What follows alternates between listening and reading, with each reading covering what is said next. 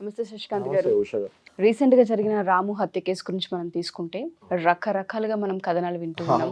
Honey trap అని, లేదంటే స్నేహం పేరుతో మోసం చేసి ఇలా చంపేశారు అని చెప్పి, ఒక ముసుగులో జరిగిన మోసం ఇది అని. అంటే రకరకాల కథనాలు బయటికి వస్తున్నాయి. వాస్తవ కోణాలేంటి? ఏం జరిగింది? ఈ హత్య వెనుకున్న మిస్టరీ ఏంటి సార్? ముకుందా జ్యువెలర్స్ తెలంగాణలో మొట్టమొదటి ఫ్యాక్టరీ అవుట్లెట్ మన కొత్తపేటలో ఫిబ్రవరి 14న గొప్ప శుభారంభం. ఈ రాము అనే వ్యక్తి బ్యాక్గ్రౌండ్ చెక్ చేసుకుంటే ఈయన కొన్ని సోషల్ వర్క్స్ కూడా యాక్టివిటీస్ చేస్తున్నారని సోషల్ వింటున్నాం. యాక్టివిటీస్ మంచి పనులు ప్లస్ బీద వాళ్ళకి హెల్ప్ చేస్తాము, ఇల్లు కట్టిస్తాము. ఆయనకున్న పరిధిలో ఆయన బాగానే అగ్రెసివ్గా సోషల్ వర్క్ చేశాడని మనం వింటున్నాం. ఓకే, ఈయన హిస్టరీ తీసుకుంటే లాస్ట్ 4 years నుంచి ఈయనకి గ్రోత్ కూడా ఉన్నట్టు మనకు కనిపిస్తుంది. ఈ started as a auto driver, మళ్ళీ క్యాబ్, తర్వాత రియల్ ఎస్టేట్లోకి ఎంటర్ అవుతాము. రియల్ ఎస్టేట్లో అంచెలంచెలుగా ఎదిగాడు, బాగా క్లిక్ అయ్యాడు అన్నది మనము వింటున్నాము. అయితే బేసిక్గా ఈయన సోషల్ యాక్టివిటీస్ ఫస్ట్ కాంగ్రెస్ లీడర్కి ఈయన సపోర్ట్ చేస్తడం జరిగిందని ఆయన ఇంటర్వ్యూలోనే మనం చూసాము.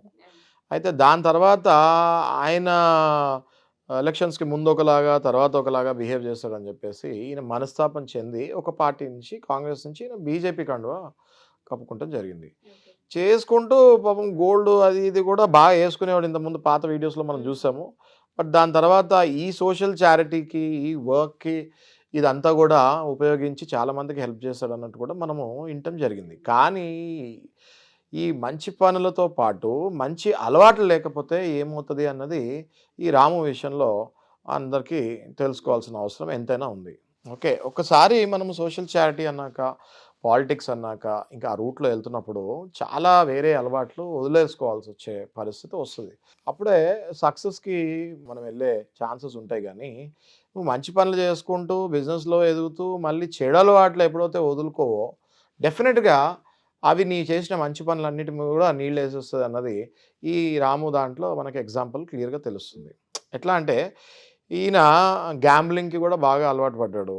ఓకే, ఈ రాము అనే ఆయన ఫ్రెండ్ మనీ అనే క్యాండిడేట్కి ఈయనకి ఈ గ్యాంబ్లింగ్ విషయంలోనే చాలాసార్లు గొడవలు జరిగాయి.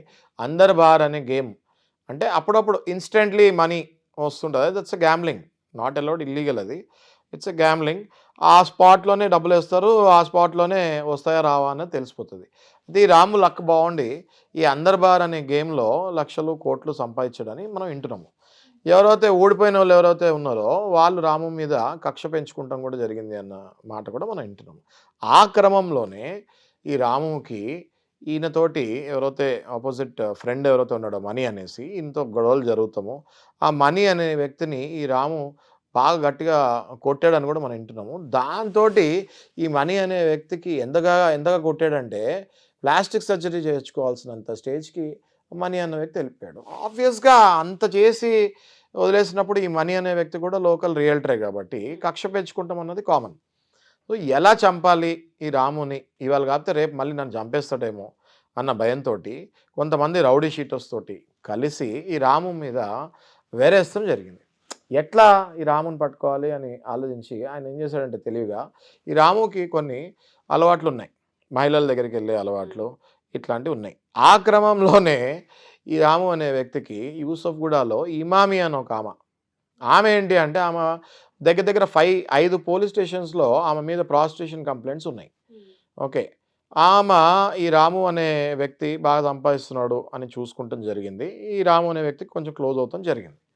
ఓకే, ఆ క్రమంలోనే ఈ ఇమామి అన్న ఆమెకి ఇంకా అదే వృత్తిలో ఉంది కాబట్టి ఆమెకు ఒక కూతురు కూడా ఉంది. డెఫినెట్గా అలాంటి యాక్టివిటీస్ జరుగుతున్నప్పుడు కూతురు కూడా ఆటోమేటిక్గా ఆ లైన్లో వచ్చేస్తుంది లేదా దింపుతారు. ఓకే, ఈ రాము అన్న వ్యక్తి ఆ కూతుర్ని కూడా ఇష్టపడటం జరిగిందని మనం వింటున్నాము. ఇమామి అన్న ఆమెకి అక్కడ నచ్చలేదు ఆ విషయం. ఓకే, ఈ ఇమామి అన్న వాళ్ళ కూతురుకి నసీమా అనుకుంటా పేరు, ఆ అమ్మాయికి ఎవరో వేరే బాయ్ ఫ్రెండ్ కూడా ఉండటం జరిగింది. ఒక్కసారిగా ఈ రాము మీద అందరూ శత్రుత్వం పెంచుకుంటం జరిగింది. ఎవరెవరు, ఈ మనీ అన్న వ్యక్తి, ఇమామి, వాళ్ళ కూతురు, వాళ్ళ బాయ్ ఫ్రెండ్, వీళ్ళందరూ కూడా ఒక్కసారిగా ఈయన రాము అనే వ్యక్తి ఎలాగో డబ్బులు బాగా సంపాదించాడు. ఓకే, వేరేద్దాము, డబ్బులు లావుదాము, హతమారుద్దాము అని డిసైడ్ అవుతాం జరిగింది. ఈ ఇమామి అన్న ఆమెకు కూడా హిస్టరీ మనం చూసుకుంటే యూసఫ్గూడలోనే ఒక కానిస్టేబుల్ ఇల్లే రెంట్కి తీసుకుంటాం జరిగింది. ఆ రెంట్ కూడా కడతాం మానేసి ఆ కానిస్టేబుల్ని కూడా ఈమె ముగ్గులోకి దింపి ఆ తర్వాత బ్లాక్మెయిలింగ్ చేస్తాం స్టార్ట్ చేసింది.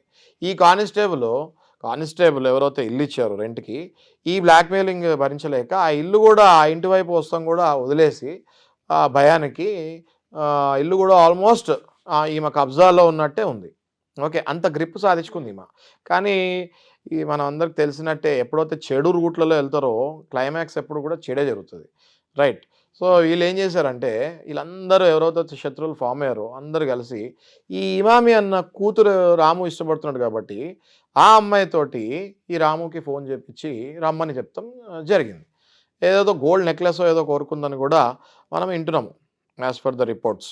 అయితే ఈ రాము అనే వ్యక్తి ఆ నెక్లెస్ కొనుక్కొని మరి ఆ అమ్మాయి దగ్గరికి వెళ్తాం జరిగింది. ఎప్పుడైతే వీళ్ళు క్లియర్ ట్రాప్ చేస్తాం జరిగిందో ఆ ఇంటికి వెళ్ళగానే దగ్గర 10 నుంచి 11 మంది వచ్చి ఈయనని మర్డర్ చేసే టైంలో బయట క్రాకర్స్ పేలుస్తూ ఆ సౌండ్ ఎక్కువ రాకుండా ఉండాలని చెప్పి బయట క్రాకర్స్ పేలుస్తూ ఈ రాము అనే వ్యక్తిని 50-60 సార్లు కత్తిపోటుతో చంపేశారనేది మనం వింటున్నాము.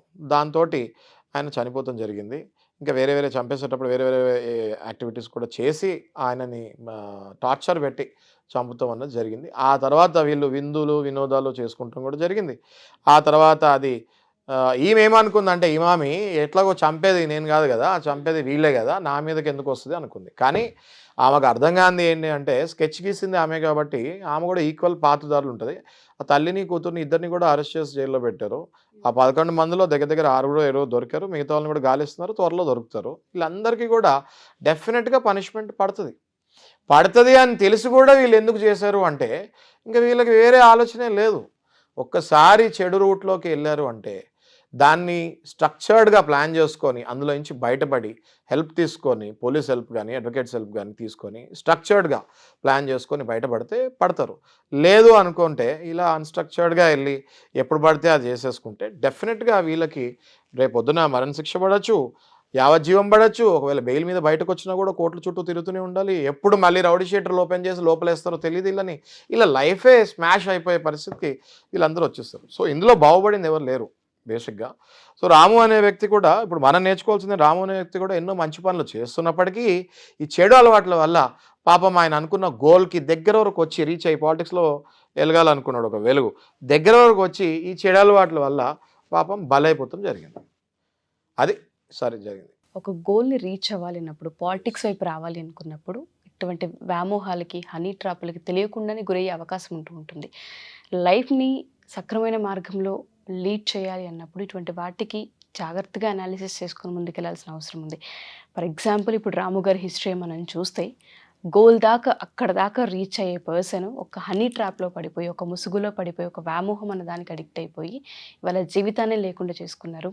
సో ఎవరైనా సరే ఇది విన్న తర్వాత జీవితాన్ని నాశనం చేసుకోకుండా ఉండాలి అన్నా, ఇటువంటి వ్యామోహాలకు గురి కాకుండా ఉండాలన్నా, ఒకవేళ అయితే ఏం జరుగుతుందని తెలుసుకోవాలనుకున్నా ఈయన స్టోరీయే పెద్ద మనకి ఒక కేసులా కనిపిస్తుంది.